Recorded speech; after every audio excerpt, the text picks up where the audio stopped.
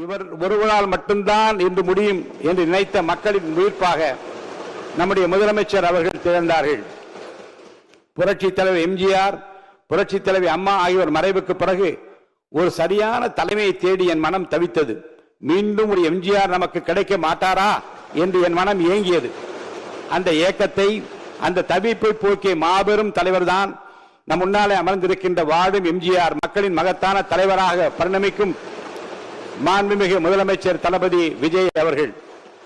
அவர் எனக்கு மட்டுமல்ல, நாட்டு மக்களின் குறைகளை தீர்க்கிற, கண்ணீரை துடைக்கிற, தமிழக மக்களுக்கு கிடைத்திருக்கிற மாபெரும் சக்தியாக நீங்கள் எல்லாம் இங்கே பாராட்டி பேசினீர்களே. வந்தார், எதிர்க்கட்சிகளை எல்லாம் சந்தித்தார். ஒரு புதிய கோணத்தில் அவர் காட்டியிருக்கிற அரசியல் பண்பு இன்றைக்கு எல்லோராலும் பாராட்ட பெறுகிறது என்று இந்த அவையிலே பாராட்டினீர்களே. இன்றைக்கு காலையிலேயே போதையில்லா தமிழகத்தை உருவாக்குவதில் நான் முனைப்போடு முன்னிற்கிறேன் என்று உலகத்திற்கு காட்டியிருக்கிறாரே.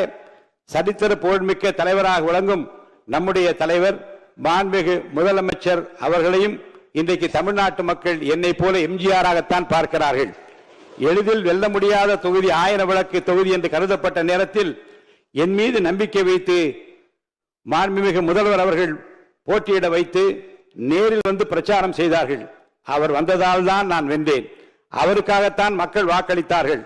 அவர்தான் முதலமைச்சராக வர வேண்டும் என்று எனக்கு வாக்களித்தார்கள்.